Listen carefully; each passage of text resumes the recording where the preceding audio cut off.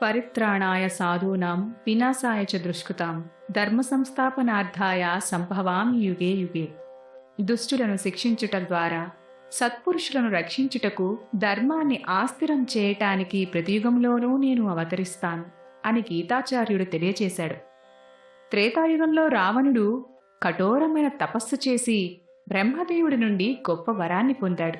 అప్పుడతడు వరగర్వంతో చేస్తున్న ఆగడాలకు అంతు లేకుండా పోయింది.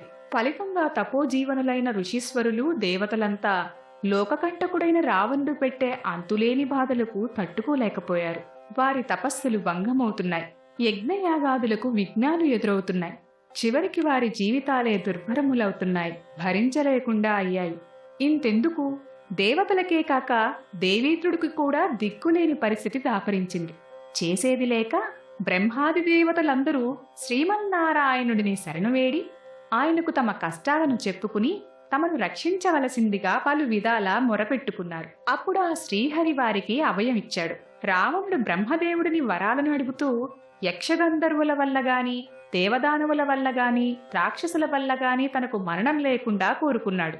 కాని మానవులపై ఉన్న చులకన భావన వలన అతడు వారి వల్ల తనకు మృత్యువు కలగకుండా అడగలేదు. కావున దేవతలు అడిగినట్లే శ్రీ మహావిష్ణువు మానవుడై శ్రీరాముడిగా అవతరించాడు. దుర్మార్గాలకు ఒడిగట్టిన రావణుడు ఎంతో తపశ్శక్తి గలవాడు.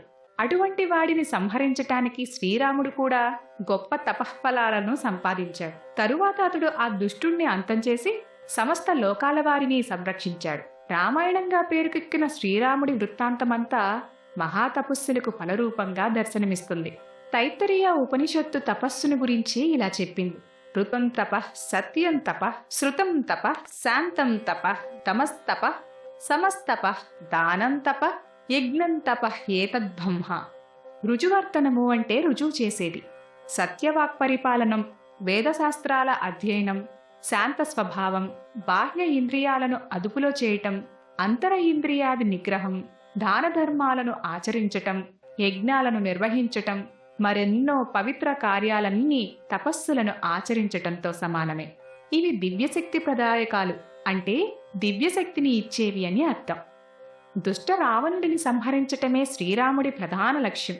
అందుకే శ్రీరాముడు అతని తపోనిష్టను మించిన తపశ్శక్తిని కలిగే ఉండాలి.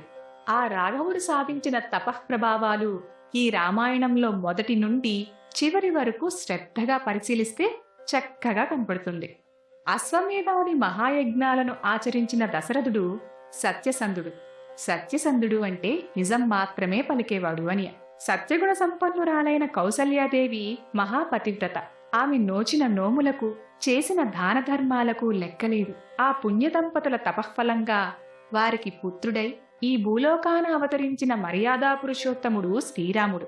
బ్రహ్మర్షి అయిన వశిష్ఠుని వద్ద వేదాలను, వేదాంగాలను, సకల శాస్త్రాలను అభ్యసించటం, మహాతపస్వి అయిన విశ్వామిత్రుని నుండి అస్త్రశస్త్రాలను గ్రహించటం, వనవాస దీక్షలో భరద్వాజ మహర్షి, అత్రి మహాముని, అగస్య మునీశ్వరుడు, సుతీక్ష మునిపుంగవుడు మొదలగు వారి ఆశిస్తులతో వారి మహాతపఃఫలాలను సమకూర్చుకున్న శ్రీరాముడు ఆ దివ్య తపశ్శక్తులకు ప్రతిరూపమై ప్రకాశిస్తాడు.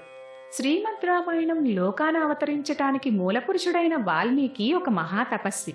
మునికి శ్రీరామగాథను అనుగ్రహించిన నారదుడు వేదశాస్త్రాలను అభ్యసించినవాడు, గొప్ప యోగి పుంగవుడు, దివ్య తపస్వి. వారు పూజ్యులు, చిరస్మరణీయులు.